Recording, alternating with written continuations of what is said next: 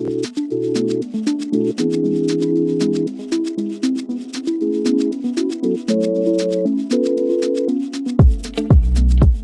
to the What's Your Grief podcast. I'm Eleanor Haley. And I'm Lisa Williams. We're the mental health professionals turned grief friends turned co-founders of the website What's Your Grief. In this podcast, we talk candidly about all things grief, from pop culture to grief theory.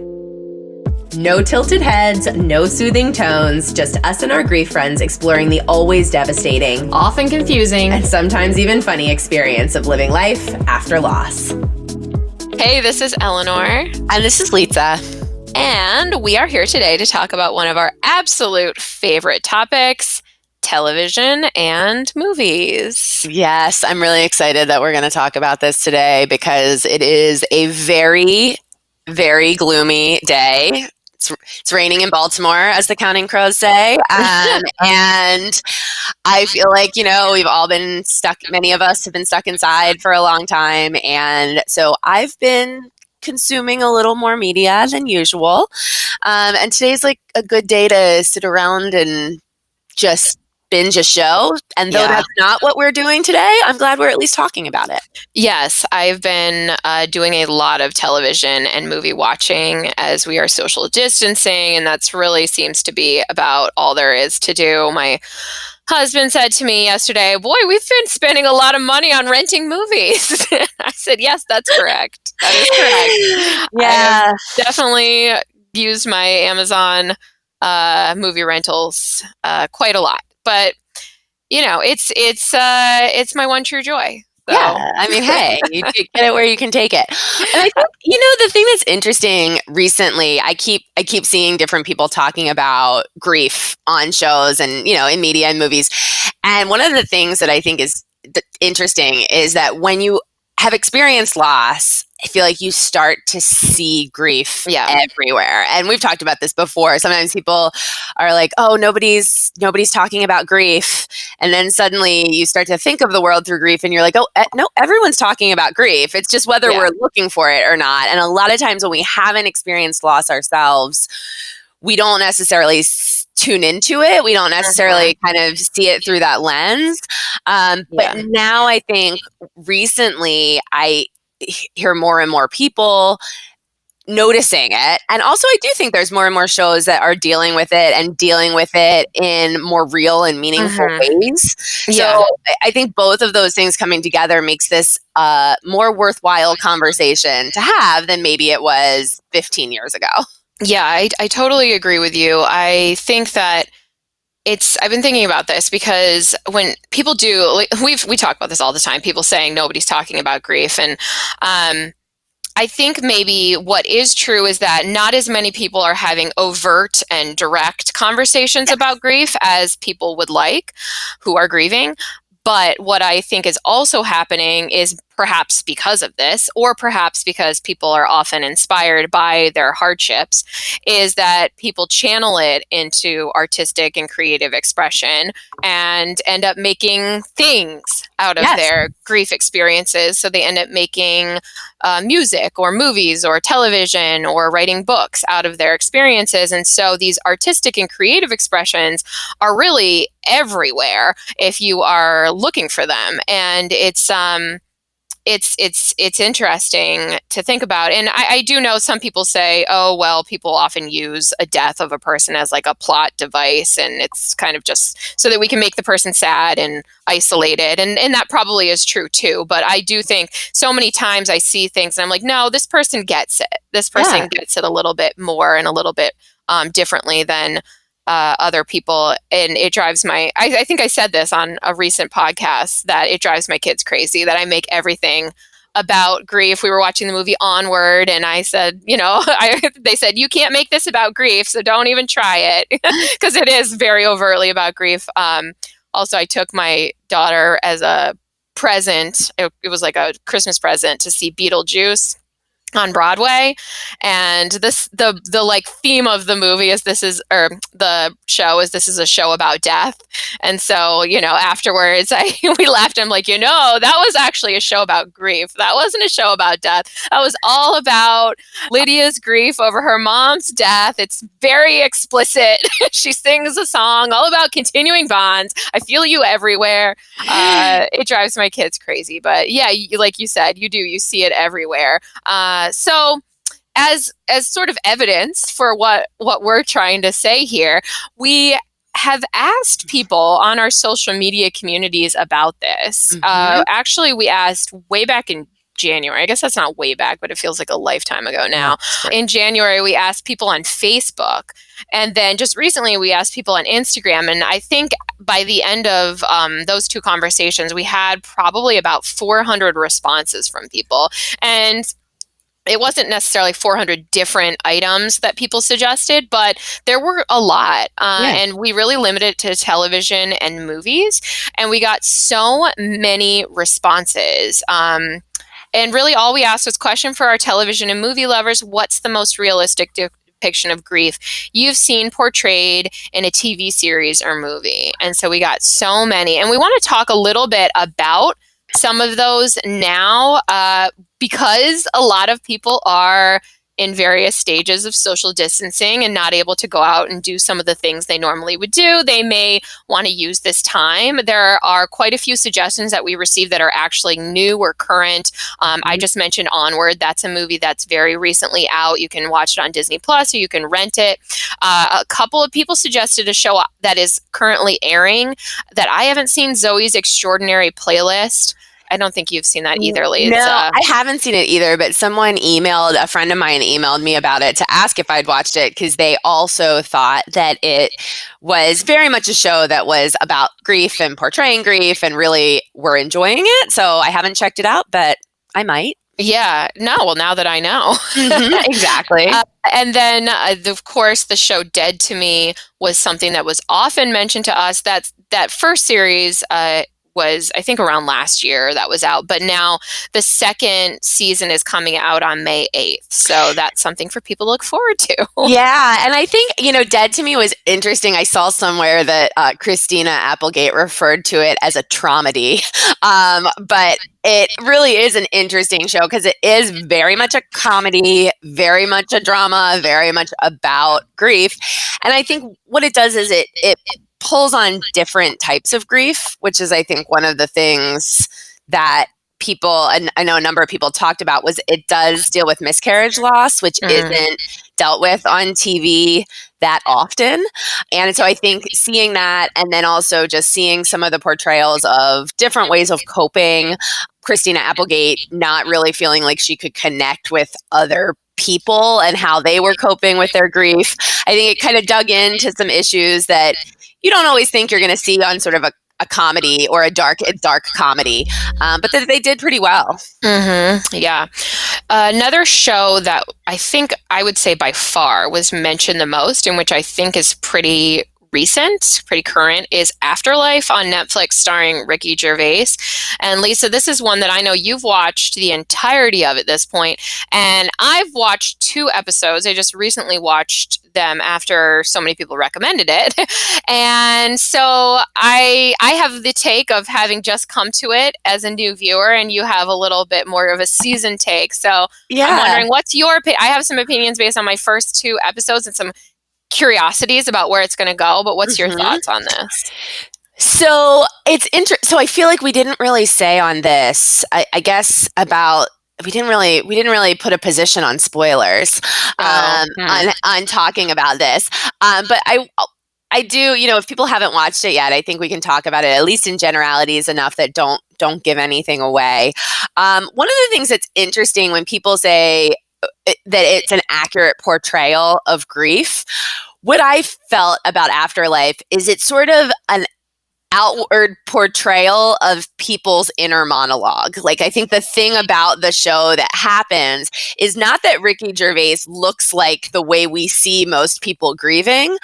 I think a lot of what makes the show work and what makes it funny is that what we see is Ricky Gervais saying and doing the things that many people in grief wish they could say and do, but Mm-hmm. aren't actually able to do because of the way like society stifles them. And so they use some like plot devices that allow that to work because he works for his brother-in-law. He's sort of able to behave in the workplace in a way that in Yeah. another show you wouldn't be able to get away with. And, you know, sort of the dynamics of the town, you know, really allow for it to not seem completely unrealistic that he is saying and doing things that one would not normally be able to say or do without a lot of social ramifications.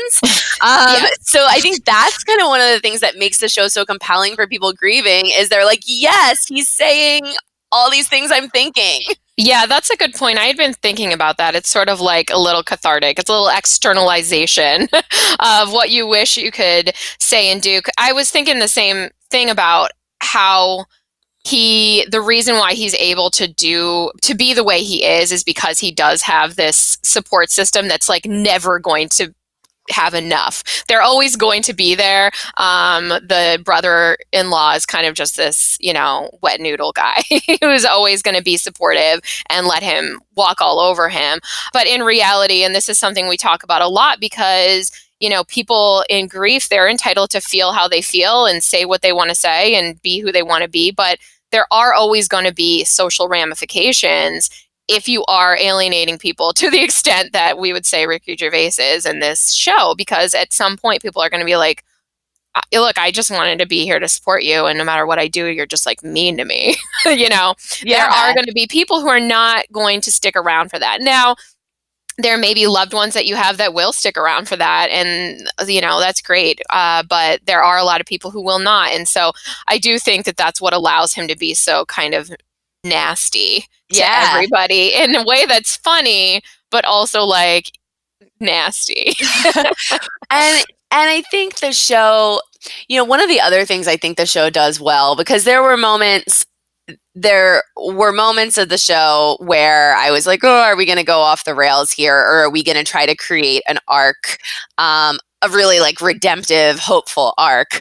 And one of the things that I think they also did really well is they do later in the show start to deal with the idea of him dating again. Mm-hmm. And one of the things I think they do really well is they really capture that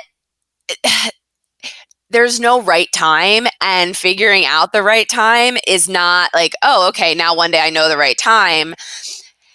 It is very much sometimes, oh, I think it's the right time. And then I give it a try and I'm like, oh no, I was not ready. It's not the right time. Like this isn't straightforward. Mm-hmm. And so I think that that's not something you see a lot portrayed in TV. I think oftentimes you may see people who are widowed start dating again, but you don't see this like portrayal of people who are widowed and start dating and then really realize they weren't ready to start dating. So I really appreciated that they handled that as a plot line. Mm-hmm. Well, I thought they did, good job with that. One of the things that's just having watched 2 episodes that I think I've been thinking a little bit about is part of the way that they make him. They let the audience know this person is not a terrible person. This person is a redeemable person. This person is loved by these people because before this loss, he was a little bit more soft and kind-hearted.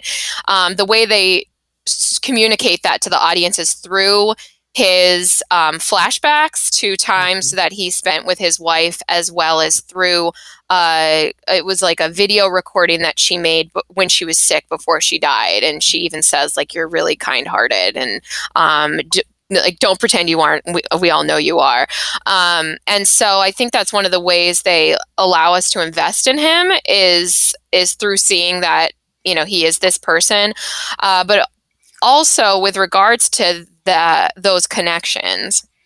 The majority of the time we see it through him watching this video a lot. He continuously watches different parts of this video that she left for him. I think both episode 1 and 2 start with that, and I don't know if that's something we'll continue to see throughout the series. And I just thought it was interesting thinking about it with the coming from my perspective of having lost somebody I love and of having worked in this field, obviously, I know about continuing bonds and how normal this behavior is.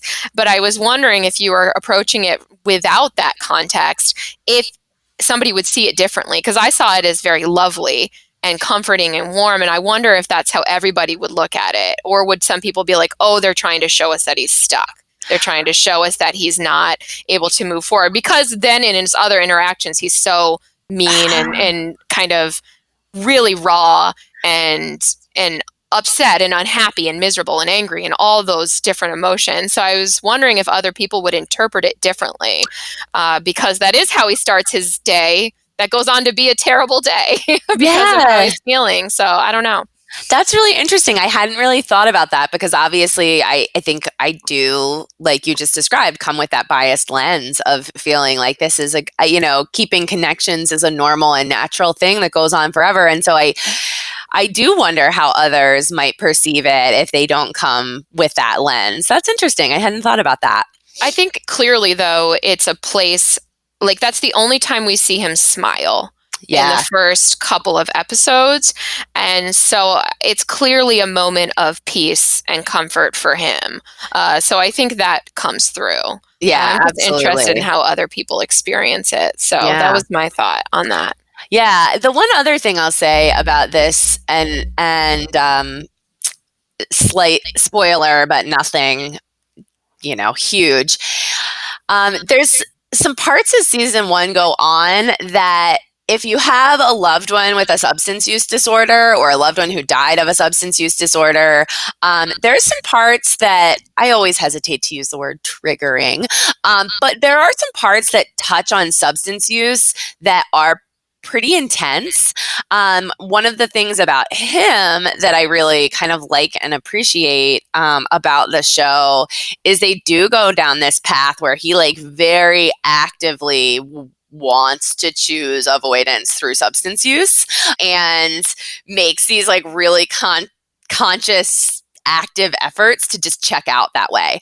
And it feels really realistic. Like in the show, there are moments of it where it could feel completely outlandish. But I think because we see how much he's struggling and because he's putting so much of that on the outside, it doesn't feel totally unrealistic. Like you feel like you're seeing his pain in this way that we don't always see people who are grieving outwardly expressing it. So I think somehow that makes it work a little bit, that he just all of a sudden is like, you know what? I'm going to try heroin. And you're like, you know what? I can see that you're a guy who's at a place where you're there and you're like looking for a reprieve from what you're feeling, and that feels like a realistic thing. That's the episode I left off on, and it just reminded me of a couple of it's reminding me of a specific interaction that we had with a father who was grieving the death of a daughter.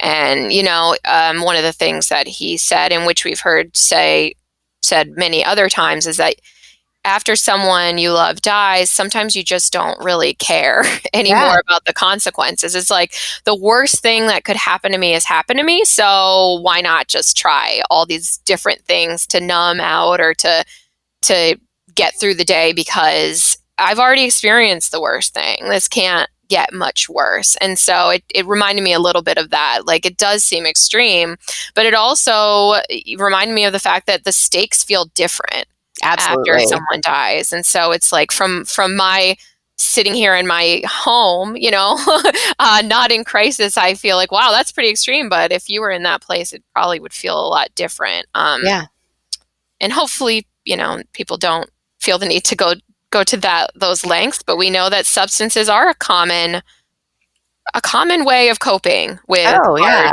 emotions. So it's not unrealistic. The way that he goes about it is unrealistic. Exactly. Well, let's move on to some of the things that people shared with us via our Facebook and Instagram.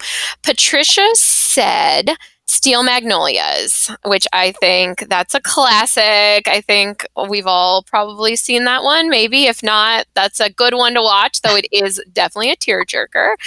She said, I could identify with Sally Field's character, always worried about my daughter, sitting days in the hospital while she clung to life and finally making the decision to let her go. Her scene in the cemetery I've played over and over in my head, thinking the exact same things. Why her and not me? Yeah, that cemetery. Do you remember that cemetery scene, Lisa? I don't. Yeah. Still Magnolias I've seen, but it's been so long, I don't remember it well. It has been a while for me as well, but I do remember that one being particularly gut-wrenching for sure. And I think that, what reading what she's just said about Steel Magnolias and about the scene, I think it points to why it's valuable sometimes for us to watch media that does capture grief, is that often when we connect with it, it sort of normalizes and validates our experience that we're having. Like oftentimes in the world, we might feel really distanced. We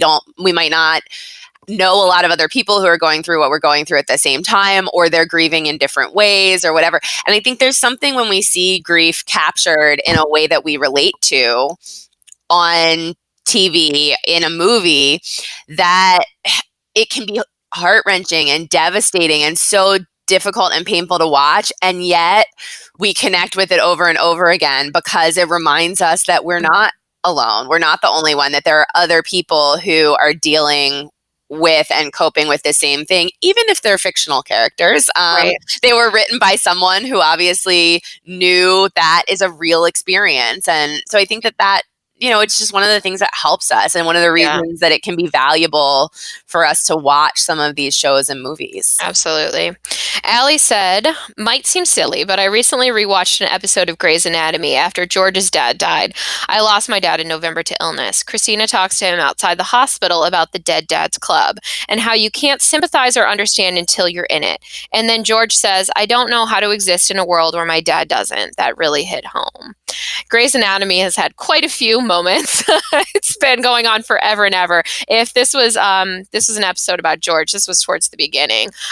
So I definitely was watching in the beginning, and I do remember they had quite a few moments that were well written and did express the grief and loss experience pretty well.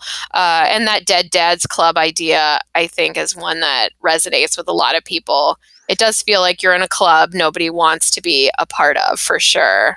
Absolutely. And I just said to someone recently, though George on the show is pretty young when his dad dies, I was talking to someone else who was talking about their parent being a lot older, sort of at an age that you might expect a parent to die, in I think late 80s or early 90s, and was talking about how they were just still having such a hard time readjusting, and they thought that it wasn't going to be this hard because they sort of had anticipated the death a little bit and all of that. And one of the things that we talked about is sort of what George describes, right? I don't know how to live in a world where my dad isn't. And as a child, when you've lived your entire life, when you've lived, in the case of this person I was talking to, 65 years in a world where your parent has always existed, it's hard to conceptualize that world without that person. And I think that is a really interesting and unique part of all sorts of grief, but especially when we think about losing a parent, literally we've never known the world without our parent in it. And so it is 100% readjusting to the world. Definitely. This next one is one that a couple people said, and every time somebody suggests it, every time an adult suggests it to us, they say it in like a way that it's like embarrassing, but it's not, because it is absolutely true. Honestly, Frozen 2, Anna's the next right thing, breaks me every time. I saw it in theaters with my kids the night before Thanksgiving without my mom, which also would have been her 49th birthday. I thought the exact same thing when I was watching Frozen 2. It was one of the more griefy children's movies I've seen in a long time. And that song in particular, I'm going to just read you some quotes from this song. So right. I'm ready. That it is a valid Okay, so it starts out. I've seen dark before, but not like this. This is cold. This is empty. This is numb. The life I knew is over. The lights are out. Hello, darkness. I'm ready to succumb. I follow you around. I always have, but you've gone to a place I cannot find. This grief has a gravity, it pulls me down, but a tiny voice whispers in my mind, you are lost, hope is gone, but you must go on and do the next right thing. Can there be a day beyond this night? I don't know anymore what is true. I can't find my direction. I'm all alone. The only star that guided me was you. How to rise from the floor, but it's not you I'm rising for. Just do the next right thing. Take a step, step again. It's all I can do. The next right thing. I won't look too far ahead. It's too much for me to take, but break it down to this next breath. This next step, this next choice is one that I can make. So I'll walk through this night, stumbling blindly toward the light, and do the next right thing. And with it done, what comes then, when it's clear that everything will never be the same again, then I'll make the choice to hear that voice and do the next right thing. I think when you're talking about coping with grief, this is like the perfect quote. Absolutely. I have thought about this so much recently. I keep thinking about the next best thing because people are going through so much loss, non-death loss with everything, with COVID and the pandemic and social distancing. People are going through a lot of death loss as well. But I've been thinking of it in regards to the non-death losses people are experiencing because we're having to grieve and find the next best thing. Yes. But also this next right thing, right? It's like you don't know. Actually, we're going to be talking about this afternoon. We're doing a webinar with the National Alliance for Grieving Children, and we're going to be talking about how to cope when you don't know what to do or where you're going or what life even looks like before. It's about just picking a direction and taking a step towards things that are important. And you're just you're deciding on that next step, that next right thing. You don't know what's the 10th right thing is going to be, but you're just walking in a certain direction, and that's all you really can do. Absolutely. Well, I have not seen Frozen 2, but this makes me sort of inspired to watch it. Yeah. It's definitely really griefy. I would say this is my opinion, and many people may disagree, but I felt like it was really confusing.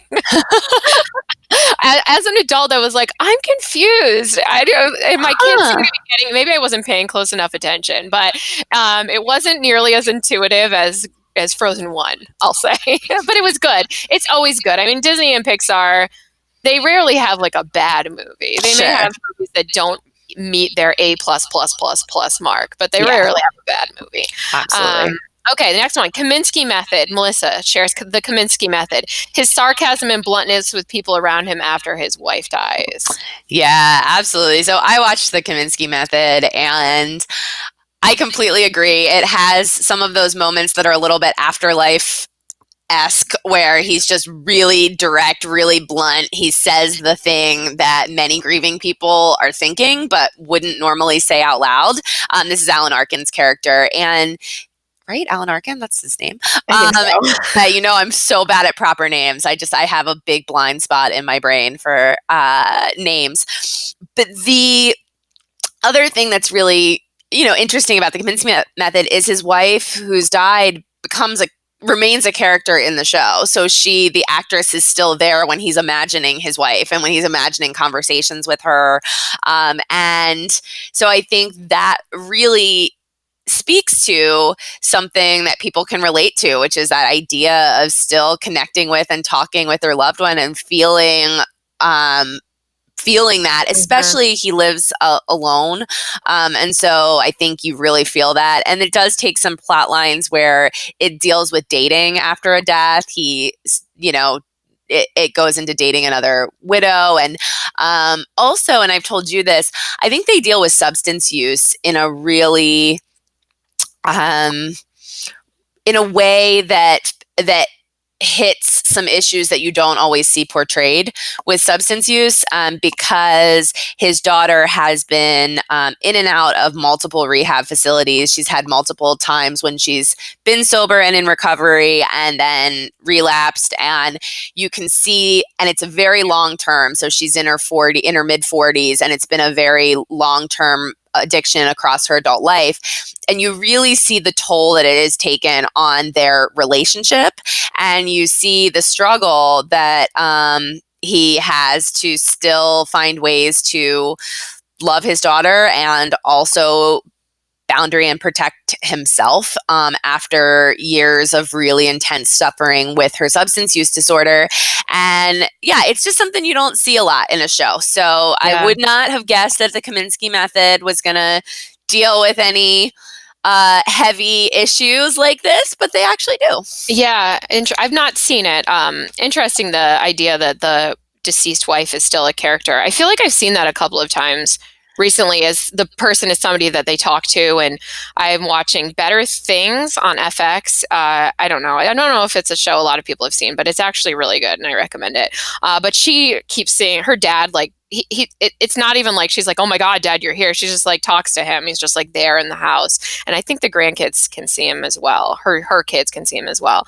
And in Afterlife, it wasn't that the character was present for us as the viewer, but in the second episode, he visits his wife's grave regularly. Mm-hmm. And there was another woman in the graveyard who was talking to the grave, and she's like, sorry, you must think I'm crazy. I'm paraphrasing here. And he's like, it's only crazy if they answer back. Right. And she's like, oh, but he does. He does answer back. Yeah. So I feel like I've seen this in a couple of different movies.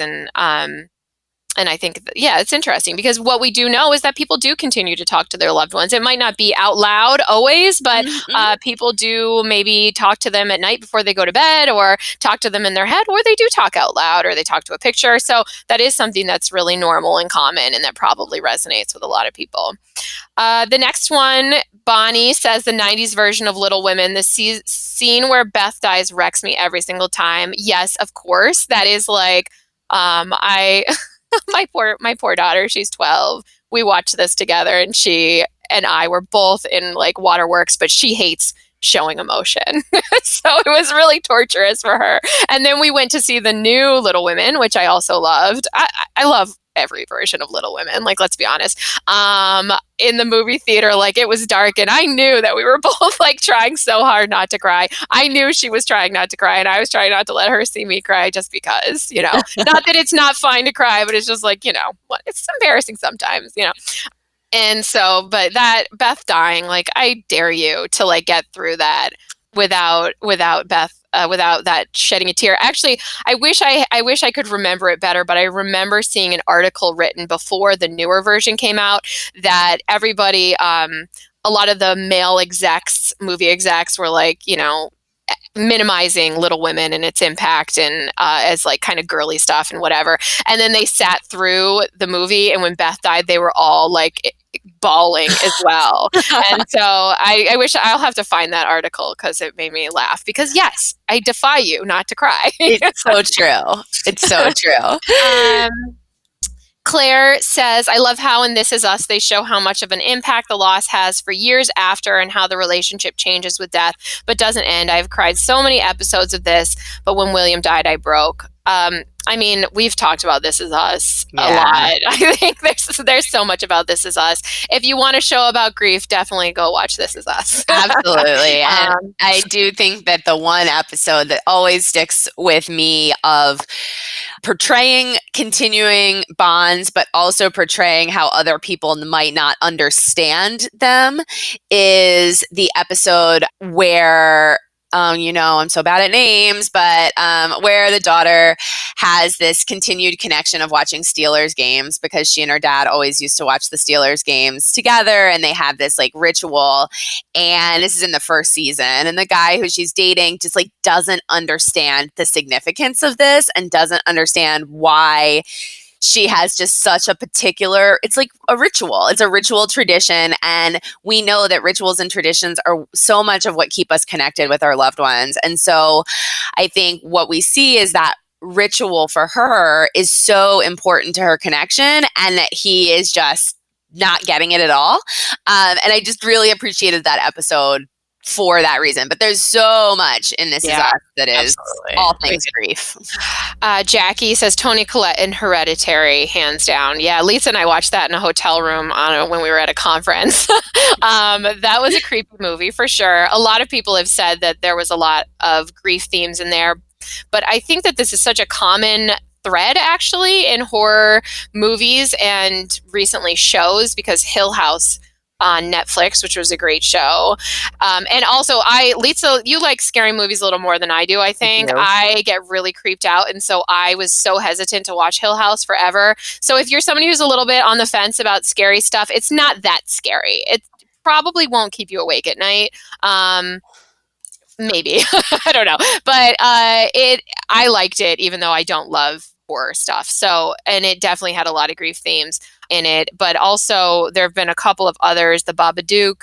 Yeah, The Babadook is a great movie and very much a grief movie. It is I mean, I don't know. Again, I'm not as fazed by scary movies. I love them. I didn't find it to be that keep you up at night scary, but it's just a really, really good movie and definitely has some grief themes. A really good horror movie, I should. Somebody else mentioned, I think the same person who did Hereditary did the movie Midsummer. Is that how you pronounce Midsummer, it? Which I have not seen. I haven't seen it either, but I keep seeing it pop up, and I'm like, would I like this? But somebody else said that was griefy, so that might be one to watch as well if you like that sort of thing. Okay, David shares, as weird as it may sound, Deadpool 2. I've not seen this. Have you seen it? I have not seen Deadpool 2. No, I love Deadpool. After losing my fiance, I kept seeing her in dreams, but I could never hold her. It was always like having to lose her all over again every night. The sequences in Deadpool 2 where Wade dreams of his late fiance and how he struggles and fights to hold her again, but can't. It had me crying like a baby in theaters because it was way too real. It hit home way too hard. You know, neither of us has seen that, but I can relate to that experience of like being really surprised by something in a movie and having it reduce you to tears. Yes. So I think that for anybody who is a Deadpool fan and hasn't seen it, definitely go check it out.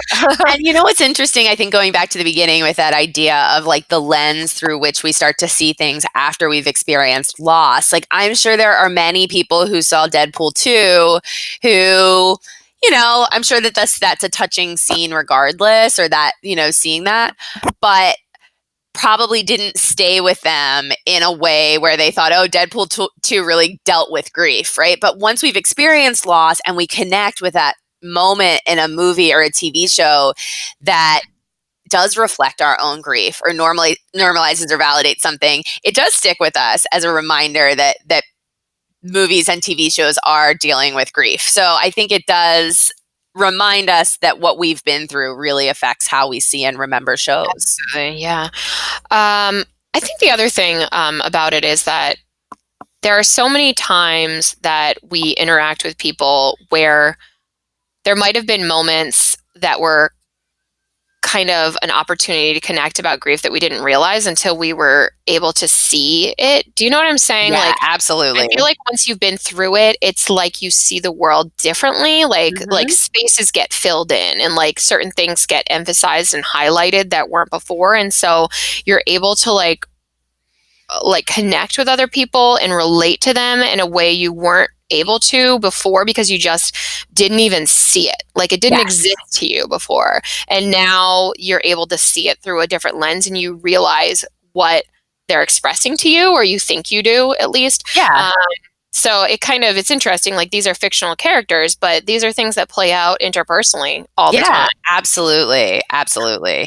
Heather shared, and a couple of other people actually shared this as well, the episode of Buffy the Vampire Slayer where Buffy's mom dies. There's no music, no villain in the episode, just people dealing with the day-to-day things and feelings that come with grief. So that was one that was shared a couple of times. Linda says Up. Yes, of course. Watching the whole relationship play out in the first minutes of the film, the love and loss, heartbreaking. That is honestly like, if you had to think about Pixar's torture machine. Seriously. Which I kid. I love Pixar for all the ways that they make us cry. And I think that they're helping us to normalize so many experiences. And so I applaud them and appreciate them for that.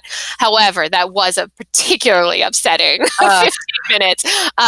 But Up in general is just such a great movie. The whole thing, his whole journey is a continuing bond, a way to continue his relationship and to do something that he and his wife had always planned on doing. And if you haven't seen Up, you gotta go see it. You just watch all Pixar's movies. I mean, come on. Exactly. Tony says Tom Hanks, Sleepless in Seattle. I'm gonna get out of bed every morning, breathe in and out all day long. We just watched this for family movie night the other night. Aww. I forgot how much I love Sleepless in Seattle. I love Tom Hanks. I love the Tom Hanks, Meg Ryan rom-coms. They're so good. Um, just love them. But yeah, it was really kind of touching. And this was another one where he spoke to his wife and she kind of showed up for him and they had a conversation. And it was interesting seeing how he was sort of trying to cope with the loss and everybody's pushing him towards dating and getting out there, and how he had to find this, how to find it in his own way, and Right. with the help of his son. Actually, I love that movie. I haven't And seen also, it in ages. Now again, this is making me want to rewatch yeah, it. I haven't seen it in many years. it also is special to me because I have a very specific memory of going to the movies with my mom and my sister to see it, like on a weeknight. It was something really out of the ordinary. And so it always makes me think of going to the movies with my mom, which always makes me happy. Yeah. And then finally, another one that I guess touches on something we've already mentioned, Big Hero 6. It's a kid's movie, but oh boy, does it pack a punch for anyone who's experienced grief. The whole film is about love and loss and rage and finding a way to move forward. I watched it just a few months after my dad died, and I sobbed the whole way through like it was a therapy session. Lisa and I were just talking about this because this is a Pixar movie that I have seen and I thought was just wonderful, but it wasn't as popular as some of the other Pixar movies. But in terms of its grief messages and the way it handles grief and the way grief is a theme in the movie, it's just so good. And I highly recommend it. Like, I would definitely put it up there in their top 2, probably. Like, Coco was really good, and I love the message that Coco had to send, so I would definitely put that one up there as well. But this one was really good, so that's like everyone's homework, especially if you have kids, to go watch Big Hero 6. I know. I'm gonna watch it. It's been on my list because you talk about it so often, and I still have not watched it, but I'm gonna get on it and watch it. It felt so. You and I both watched Onward, which is a Pixar Disney Pixar, however you want to say it, movie, or however you're supposed to say it. And that was also extremely griefy. It felt a little more. And it was good. It felt a little more for me like overt and obvious than Big Hero 6. Something about it just felt different to me. Like, Big Hero 6 felt more relatable and realistic and subtle. It's actually not realistic at all. But it something about their emotion felt very. The thing about Onward, it wasn't, though it was very overtly a grief movie, and where it does deal specifically with a little boy who never met his dad and doesn't have memories of his dad and doesn't know, and again, I think that's a uniquely different experience for a child when they don't have memories, they haven't met their parent. It doesn't capture kind of the emotion in the same way as some other Pixar movies, I didn't think. But yeah, you know, with that one, all of them have kind of a different theme and takeaway that I find most important. Like, for example, as I said, Coco, the continuing bonds lesson, I think was so powerful and so well done. For this one, I think the main lesson that I appreciated was that it showed that a child who had never met their parent could still very much grieve that loss. And what they're grieving is not memories, but the lack of the memories and the relationship. Like, all he wanted was to just like meet his dad. That's all he wanted. And he lived through his older brother's like 5 memories that his older brother had. And you could just tell how much they wanted more memories. And that really goes along with everything that we know about the research with kids who are bereaved, wanting to have more conversations and to have more memories of their loved ones. And so that was the other thing that I appreciated, because something we often talk about with bereaved parents, we don't need to tell them, most of them know it already, that they're such an important source of memories for their kids, because the kids want those memories and they can't have them through actual contact. So it's them that they get them. And so that's the other thing that I thought was really important. Yeah, and the last thing I'll say about Onward too, the one thing I really liked, and it was not a big part of it, it was like a subtle mention, but I think maybe I'd been thinking about this because I wrote a post about this not that long ago. But there's this moment where they really capture this idea of how sometimes the way that we cope with guilt and regret is by making like what they sometimes call a living amends, where we like decide to behave differently. And one of the really, sort of touching moments that we learn in Onward is about the brother's guilt and regret that he never went in and said goodbye to his dad because he was scared of the machines and scared of how his dad looked. And he talks very clearly about how that moment he makes this decision that he's not, he feels guilty about that and regrets it. And so he makes this decision that he's never going to not do something because he's scared again. He's never going to be scared of anything again. And it's sort of this idea of how we sometimes take our guilt and our regret around something related to our grief, and we allow it to guide us differently in the world, and to kind of use that guilt and regret to propel us in a different direction. And I just thought it was like just a subtle mention in the movie, but I thought it was something that was really important. And I think does happen sometimes in grief, where we can't change the past. We can't ask someone for their we can ask someone for their forgiveness, but we can't always receive an answer. And so sometimes the way we cope with that is by making that decision to do something differently in the world. Yeah, I absolutely. We just did a presentation that included a conversation about post-traumatic growth. And that's one area that we often see, is that people decide to live a little bit differently in terms of maybe doing things that they wouldn't have done before, or just being sure to pay attention to and appreciate all those little things that they hadn't realized previously were so meaningful and important. So yeah, it was a good movie. I would recommend it for sure.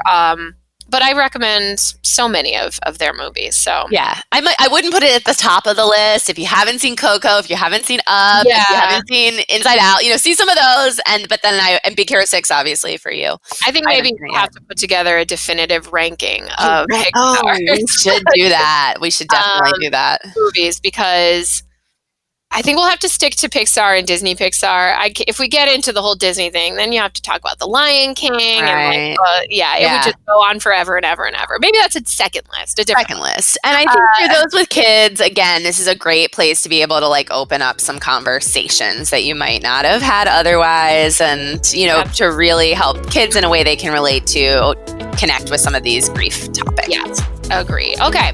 Well, with that, we've talked about quite a few things, but we would love to know what resonates with you all. Mm-hmm. So send us a message. You can find us on Instagram at What's Your Grief, Facebook as well, and you can always send us an email at whatsyourgrief@gmail.com.